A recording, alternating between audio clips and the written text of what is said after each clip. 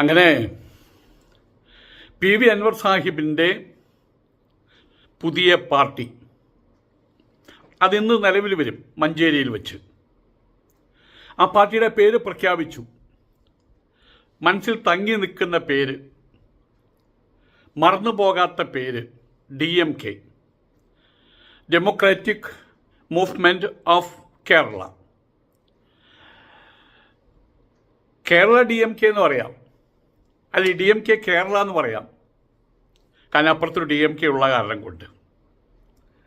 ഏതായാലും ആ പാർട്ടിക്ക് എല്ലാ ഭാവുകങ്ങളും നേരുകയാണ്. ഇന്നത്തെ സാഹചര്യത്തിൽ, അഥവാ ഇന്നത്തെ സാഹചര്യങ്ങളിലെ പോളിട്രിക്സ് എന്ന് പറയാം, രാഷ്ട്രീയ മന്ത്രജാലങ്ങൾ, അതിൽ നിന്നപ്പുറമായിട്ട് രാജ്യത്തെ സ്നേഹിക്കുന്ന, സമൂഹത്തെ സ്നേഹിക്കുന്ന ഒരു രാഷ്ട്രീയ പാർട്ടി ആയിരിക്കും പി വി അൻവർ സാഹിബിൻ്റെ എന്നുള്ളൊരു ഉറപ്പോട് കൂടിയിട്ടാണ് ഞാൻ ഈ ഭാവുകങ്ങൾ നേരുന്നത്.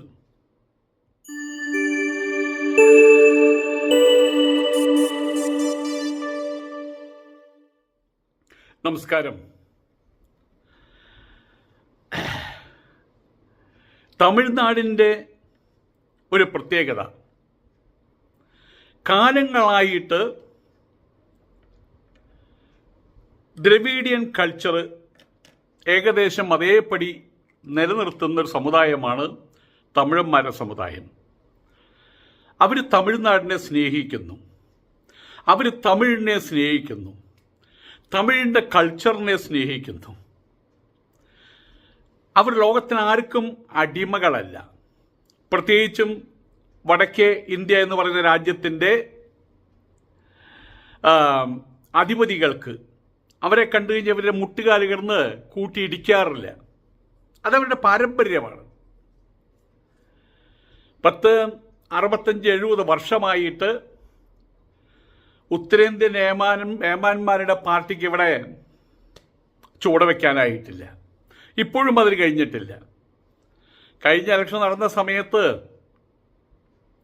തൂത്തുവാരി, കൃത്യമായിട്ട് തൂത്തുവാരി, നമ്മൾ ഈ കൊച്ചു കൊച്ചു ഹോട്ടലിലൊക്കെ ജോലിക്ക് നിൽക്കുന്ന കുട്ടികളെ കണ്ടിട്ടുണ്ടല്ലോ, അവരൊരു കോരി അതുപോലെ തന്നെ ഒരു ടവലുമായിട്ട് വരും. പിന്നെ അവരുടെ കയ്യിലിങ്ങനെ ഒരു ചെറിയൊരു ഒരു കഷ്ണം, എന്തോ ഒരു റബ്ബറിൻ്റെ കഷ്ണം ഉണ്ടാവും. അവരാദ്യം തന്നെ കുറച്ച് വെള്ളം തെളിക്കും, അത് കഴിഞ്ഞാൽ തുണി കൊണ്ട് തുടയ്ക്കും. അതിന് പരിപൂർണമായിട്ട് അവരിങ്ങനെ ചെത്തി എടുത്ത് കളയും. അതുപോലെയാണ് സംഘപരിവാറിൻ്റെ മുന്നേറ്റത്തെ തുടച്ചു മാറ്റിയത്. അർത്ഥശങ്കയ്ക്ക് ഇടമില്ലാത്ത രീതിയിൽ ഈ വാക്ക് തന്നെ ഉപയോഗിക്കണം, തുടച്ചു മാറ്റി. തുടച്ചു മാറ്റാൻ, സത്യം പറഞ്ഞാൽ തുടച്ചു മാറ്റാനൊന്നുമില്ല.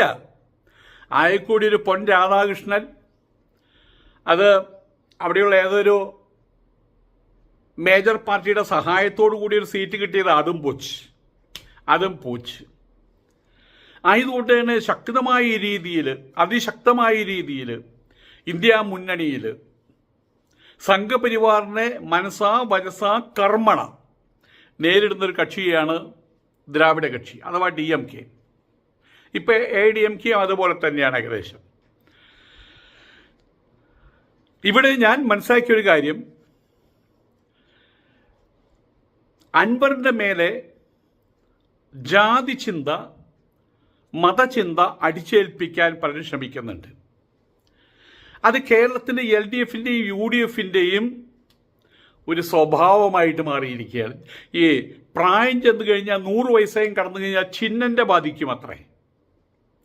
അവർ ഓർമ്മകൾ നഷ്ടപ്പെടും. കാലത്ത് 8 മണിക്ക് 9 മണിക്ക് 4-5 ഇഡ്ഡലി കഴിച്ചു എന്നിരിക്കട്ടെ, ആരോഗ്യമുണ്ട്, 100 വയസ്സായാലും നന്നായിട്ട് ആഹാരം കഴിക്കും. അത് കഴിഞ്ഞൊരു 9 മണിയാകുമ്പോൾ ചോദിക്കും, എന്താടി അവിടെ ആരുമില്ല എനിക്ക് ആഹാരം തരാമെന്ന്. അപ്പം മുത്തശ്ശി ഇപ്പോഴല്ലേ ആഹാരം എപ്പോൾ കഴിച്ചു അതിന് അവർക്ക് ബോധം ഉണ്ടാവില്ല. അവർ കുറ്റം പറഞ്ഞിട്ട് കാര്യമില്ല. പറഞ്ഞ കാര്യങ്ങൾ തന്നെ വീണ്ടും പറയും, കാരണം അവർക്ക് ഓർമ്മയുണ്ടാവില്ല. ഇതാണ് LDFും UDFും കാണിക്കുന്നത്. ആരെങ്കിലും അവർക്ക് അവരുടെ പ്രവർത്തനങ്ങൾക്ക് അനുരോധമല്ലാത്തൊരു കാര്യം കാണിച്ചുകൊണ്ടാ പറയും അയാൾ മതത്തിൻ്റെ ആളാണ്. ഏതായാലും PV അൻവർ സാഹിബ് അതിനെ മറികടന്നിട്ടുണ്ട്, വളരെ മനോഹരമായിട്ട് മറികടന്നു. ഒരു 4-5 കാര്യങ്ങൾ പറയാൻ വേണ്ടി മാത്രം മാർക്സിസ്റ്റ് പാർട്ടിയുടെ കേരള ഘടകം അതിൻ്റെ ജനറൽ സെക്രട്ടറി അദ്ദേഹം ഒരു കടലാസിൽ നോക്കിയിരുന്ന വായിച്ചത്. കാരണം അത് അദ്ദേഹത്തിൻ്റെ ജീവിതാനുഭവമല്ല, അത് അദ്ദേഹത്തിൻ്റെ മനസ്സിലില്ല. ഇപ്പം നിങ്ങളെ സംബന്ധിച്ചിടത്തോളം, എന്നെ സംബന്ധിച്ചിടത്തോളം നിങ്ങളുടെ ജീവിത കാര്യം പറയാൻ കളിച്ചു നടന്ന കാലം, 1-ാം ക്ലാസ്സിൽ പഠിച്ച കാലം, 2-ാം ക്ലാസ്സിലും 3-ാം ക്ലാസ്സിലും 4-ാം ക്ലാസ്സിലും 10-ാം ക്ലാസ്സിലും പഠിച്ച കാലം, മാഷുമാരിൽ നിന്ന് അടി കിട്ടിയ ഇത് പറയാൻ വേണ്ടി കടലാസ് എഴുതി വെക്കേണ്ട ആവശ്യമുണ്ടോ? നിങ്ങളുടെ മനസ്സിലുണ്ട്, ഒരു ചലച്ചിത്രം പോലെ നിങ്ങളുടെ മനസ്സിലുണ്ട്. കാരണം അത് നിങ്ങളുടെ ജീവിതമാണ്, നിങ്ങളുടെ അനുഭവമാണ്, നിങ്ങൾ സാക്ഷാത്കരിച്ചെടുത്ത കാര്യമാണ്. നിലമ്പൂരിലുള്ള PV അൻവർ സാഹിബിൻ്റെ പ്രസംഗത്തിലൂടെ എനിക്കൊരു കാര്യം മനസ്സിലായി. അദ്ദേഹത്തിൻ്റെ രാഷ്ട്രീയ ചിന്തകൾ, അദ്ദേഹത്തിൻ്റെ രാഷ്ട്രീയ നിലപാടുകൾ അത് കടലാസിൽ എഴുതി വെച്ച് സൂക്ഷിച്ചു വെക്കേണ്ട ആവശ്യമില്ല. ഞാൻ അന്ന് എന്താ പറഞ്ഞത്, അതിന് വേണ്ടിയിട്ടാണല്ലോ കടലാസിൽ എഴുതി വെക്കുന്നത്. അതിൻ്റെ ആവശ്യമില്ല. കാരണം അതെല്ലാം അദ്ദേഹത്തിൻ്റെ മനസ്സിലുണ്ട്. ആ നിലപാടുകളാണ് അദ്ദേഹം. ഞാൻ മനസ്സിലാക്കിയിടത്തോളം ഇന്ന് കേരളത്തിൻ്റെ ഏറ്റവും വലിയ ശാപം അത് BJP അല്ല, അത് സംഘപരിവാറല്ല. സംഘപരിവാറിനെയും BJPയെയും താരാട്ട് പാടുന്ന, അവർക്ക് പിച്ച വയ്ക്കാൻ വേണ്ടിയിട്ട് റെഡ് കാർപ്പറ്റ് വിരിക്കുന്ന LDF ഊശാമ്പികളും UDF ഊശാമ്പികളുമാണ് ഇവിടുത്തെ നമ്മുടെ ശാപം. തെറ്റല്ല തെറ്റെന്ന് പറയാറുണ്ട്. ആ തെറ്റിനെ താരാട്ട് പാടുന്നവർ, ആ തെറ്റിനെ ശരിയാണെന്ന്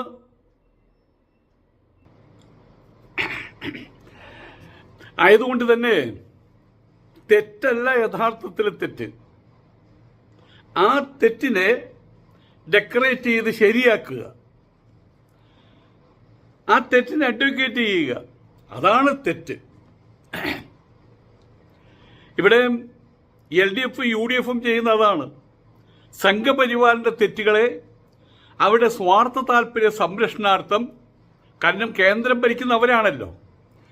LDFനെയും UDFനെയും സംബന്ധിച്ചിടത്തോളം അവരുടെ മനസ്സിലിരിപ്പ് ഇനി RSS തന്നെയായിരിക്കും, ഇനി സംഘപരിവാർ തന്നെയായിരിക്കും കേന്ദ്രം ഭരിക്കുക, ഇനി കേരളവും ഭരിക്കാൻ പോകുന്ന അവർ തന്നെയായിരിക്കും എന്നുള്ളൊരു തരം മാനസിക വ്യവസ്ഥയും വെച്ചുകൊണ്ടാണ് LDF UDF നീങ്ങുന്നത്. VD സതീശനാകട്ടെ അല്ലെങ്കിൽ അപ്പുറത്തുള്ള ആൾക്കാരാവും നീങ്ങുന്നത്.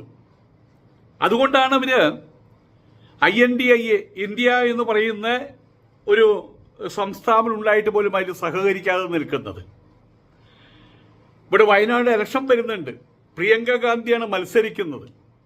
അതിനെതിരെ അവർ ജയിക്കുന്നുള്ള കാര്യം എല്ലാവർക്കും അറിയാം. സൂര്യൻ കിഴക്കാണ് ഉദിക്കുന്നതെങ്കിൽ അവർ വയനാട് ജയിക്കും. പക്ഷെ അവർക്കെതിരെ മത്സരിക്കാൻ ഇന്ത്യ യൂണിയനിൽ മെമ്പർമാരായിട്ടുള്ള ഈ CPI CPM ആളുകൾ അവർക്കെതിരെ മത്സരിക്കാൻ ഒരാളവിടെ കൊണ്ടു നിർത്തുന്നുണ്ട്. ജയിക്കില്ല എങ്കിൽ പോലും ഞങ്ങൾ അവിടെ എതിരാണെന്ന് കാണിക്കാൻ.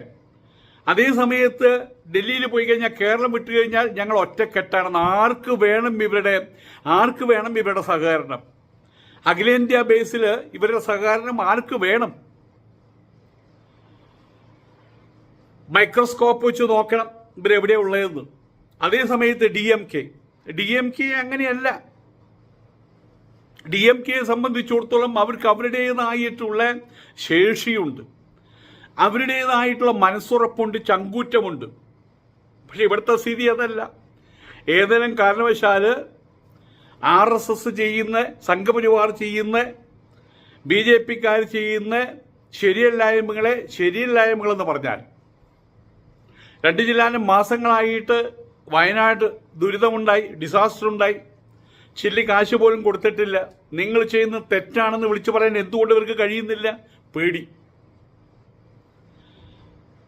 അതേ സമയത്ത് ബീഹാർ മുഖ്യമന്ത്രിയാണെങ്കിൽ, ചന്ദ്രബാബു നായിഡു ആണെങ്കിൽ, ലല്ലു പ്രസാദ് യാദവ് ആണെങ്കിൽ അവർ പറയാവുന്ന ചെറ്റത്തരം മുഴുവൻ പറയും.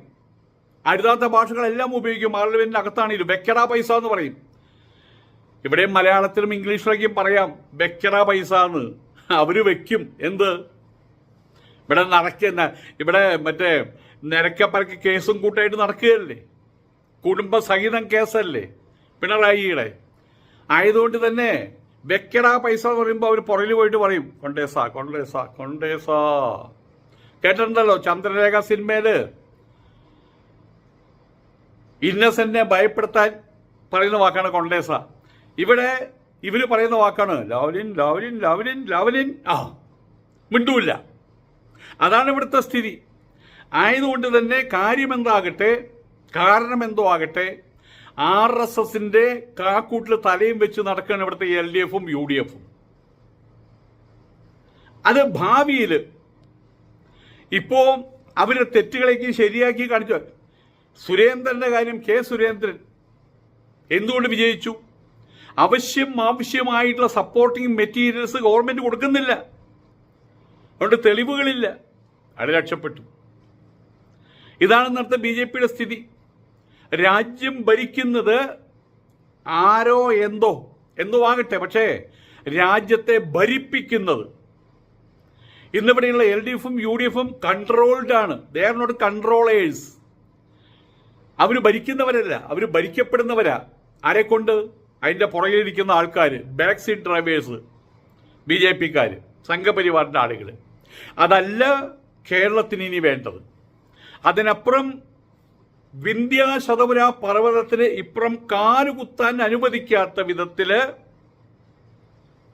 പ്രതിരോധം തീർക്കുന്ന ലിംഗബലമുള്ള, ആ വാക്ക് തന്നെ ഉപയോഗിക്കുകയാണ് ഞാനിവിടെ, എല്ലാവരും ഉണ്ടെന്ന് എനിക്കറിയാം, എങ്കിലും ലിംഗബലമുള്ള, ആണത്വമുള്ള, ഈ മീശയ്ക്കൊക്കെ അർത്ഥമുള്ള സ്റ്റാലിനെ പോലുള്ള ആളുകൾ ഇവിടെ വേണം.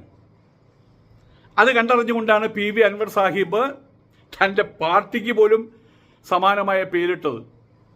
ദ്രാവിഡ മുന്നേറ്റ കഴകം DMK എന്നുള്ളതിന്. ഇവിടെ ഡെമോക്രാറ്റിക് മൂവ്മെന്റ് ഓഫ് കേരള, അതും DMK തന്നെ. കേരള DMK കേരള. പാർട്ടിയുടെ പ്രഖ്യാപനം ഇന്നാണ്, മഞ്ചേരിയിലാണ് നടക്കുന്നത്. ആരോ പറഞ്ഞു സ്വാമി നിലപാടുകളില്ലാത്തവനാണ്, നിലപാടുകൾ മാറുന്നവനാണെന്ന്. ആ പറഞ്ഞവരോട് എനിക്ക് ഇത്രേ പറയാനുള്ളൂ. നിങ്ങൾ ബസ്സിൽ സഞ്ചരിക്കുന്ന സമയത്ത് മരങ്ങളൊക്കെയും പുറകോട്ട് ഓടുന്നത് കാണാം. വാസ്തവത്തിൽ മരങ്ങൾ പുറകോട്ട് ഓടുന്നില്ല, നിങ്ങൾ മുന്നോട്ട് ഓടുകയാണ് ചെയ്യുന്നത്. നിങ്ങളുടെ ബസ് മുന്നോട്ട് പോവുകയാണ് ചെയ്യുന്നത്. പക്ഷെ ബസ്സിനകത്തിരിക്കുമ്പോൾ എന്താ സംഭവിക്കുക? വിമാനത്തിൽ ഇരുന്ന് കഴിഞ്ഞാൽ ഈ ലോകം മുഴുവൻ പുറകോട്ട് പോവുക, നമ്മൾ മാത്രം നിശ്ചലരായിട്ടിരിക്കുന്നു. അതല്ലേ തോന്നുക? ഇവിടെ ഞാൻ നിശ്ചലനാണ്. എൻ്റെ ചിന്തകൾക്ക് യാതൊരു വിധ വൈജാത്യവും സംഭവിച്ചിട്ടില്ല ഓർമ്മ വെച്ച നാൾ മുതൽ.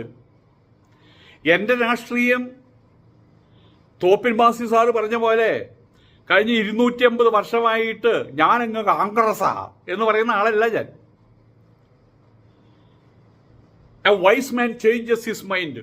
തലയ്ക്കകത്ത് വെളിവുള്ളവൻ, ഞാൻ തലയ്ക്കകത്ത് വെളിവുള്ളവനാ. A wise man changes his mind. ബുദ്ധിയുള്ളവൻ, ചിന്തയുള്ളവൻ, യഥാർത്ഥ നിലപാടുള്ളവൻ, അവൻ പലപ്പോഴും സ്ഥലം മാറും, അയാളുടെ അഭിപ്രായങ്ങൾ മാറും. കാരണം അയാള് യന്ത്രമല്ല.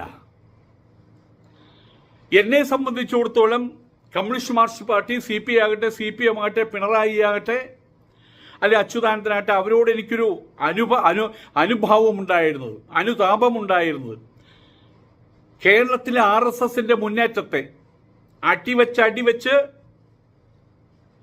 അവസാനം അടിച്ചടിച്ച് കേരളത്തിൽ ഇല്ലാതാക്കാൻ ശ്രമിക്കുന്ന ഇൻഫിൽട്രേറ്റേഴ്സ്, നുഴഞ്ഞുകയറ്റക്കാര്, അവർ വളരെ മനോഹരമായിട്ടും ശക്തമായിട്ടും തടയാൻ ശേഷിയുള്ള ഒരേ ഒരു കക്ഷി ഇവിടെ കമ്മ്യൂണിസ്റ്റ് കക്ഷിയാണ് എന്നൊരു ചിന്താഗതി, എന്നൊരു ബോധമാണ് അവരോട് എനിക്ക് ഒരു അനുതാപം തോന്നാനുള്ള കാരണം, അല്ലെങ്കിൽ അനുഭാവം തോന്നാനുള്ള കാരണം. ഇന്നിപ്പോൾ ഒരു കാര്യം മനസ്സിലായി. വെറും വായില് വിളവിള പറയുന്ന ആൾക്കാരാണ് കോൺഗ്രസ് ആരെങ്കിലും ആ വിളവിള RSSനെതിരെ വല്ലപ്പോഴും പറയുന്നുണ്ട്. പക്ഷെ അതുപോലും മിണ്ടാതെ ഉരിയാടാതെ ഇരിക്കേണ്ടുന്ന ഗതികേടിലാണ് ഇപ്പൊ കമ്മ്യൂണിസ്റ്റ് പാർട്ടി BJPക്കെതിരെ.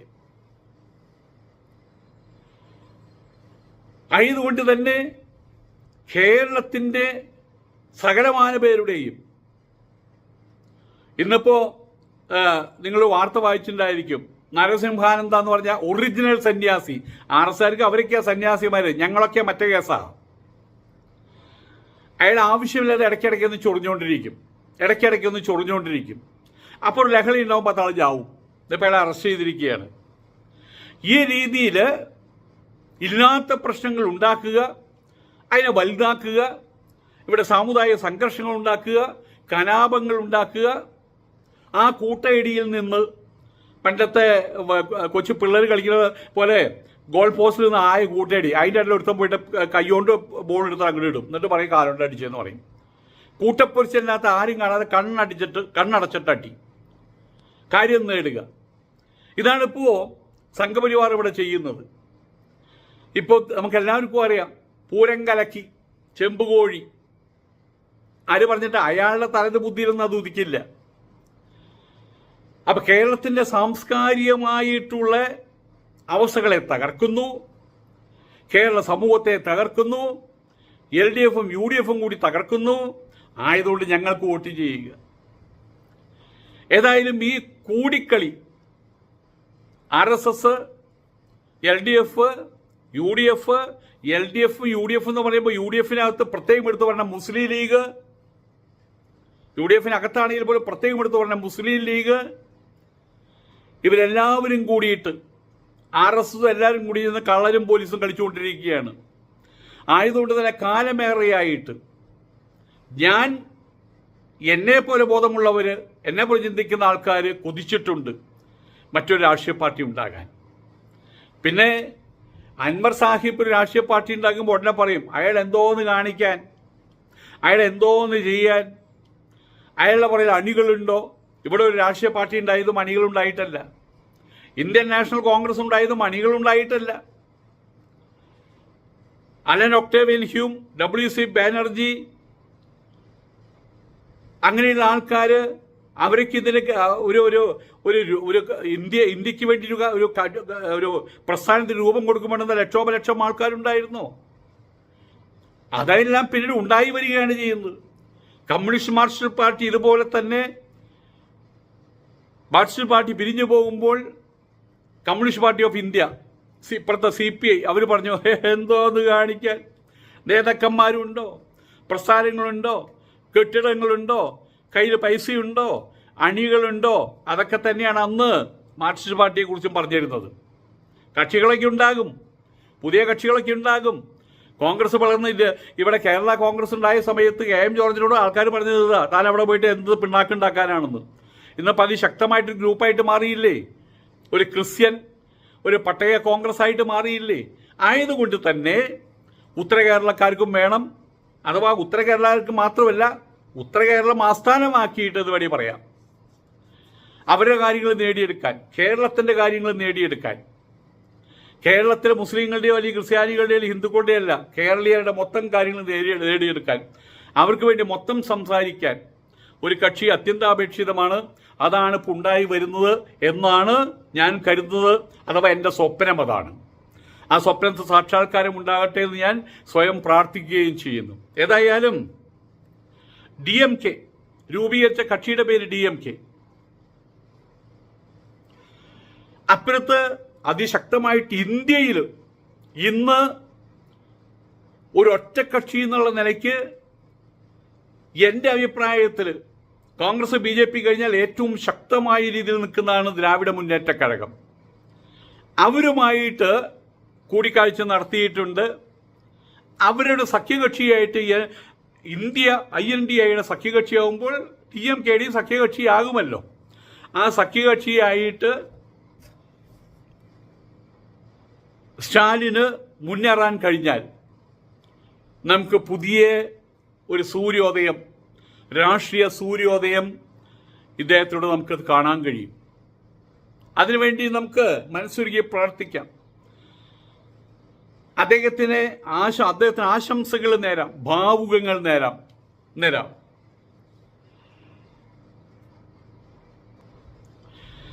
ഏതായാലും ഒരു പാർട്ടി ഉണ്ടായിക്കഴിഞ്ഞാൽ ആദ്യം തന്നെ മലർന്നടിച്ച് കിടക്കണം. കൊച്ചുകുട്ടികൾ അങ്ങനെയാണല്ലോ.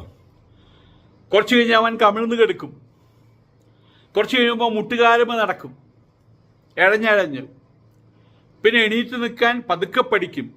പക്ഷേ അൻവർ സാഹിബ് തുടക്കത്തിലെ എഴുന്നേറ്റ് നിൽക്കുകയാണ്. നട്ടെല്ല് നിവർത്തി എഴുന്നേറ്റ് നിൽക്കുകയാണ്. നട്ടെല്ലിന് നല്ല ബലമുണ്ട്. അതുകൊണ്ടാണ് അദ്ദേഹത്തിന് രാഷ്ട്രീയ കാഴ്ചപ്പാടുകൾ നോക്കുക. DMK-യിലൂടെ സ്വന്തമായിട്ടൊരു പാർട്ടി ഉണ്ടാക്കുന്നു, DMK എന്ന പേര്. ദ്രാവിഡ മുന്നേറ്റ കഴകം എന്ന DMK-യിലൂടെ ഇന്ത്യ മുന്നണിയുടെ ഭാഗമാകാൻ പോകുന്നു. അതാണ് അൻവർ സാഹിബ് ചെയ്യാൻ പോകുന്നത്. അതിനുള്ള അണിയറ നീക്കങ്ങളാണ് സജീവമായിട്ടുള്ളത്.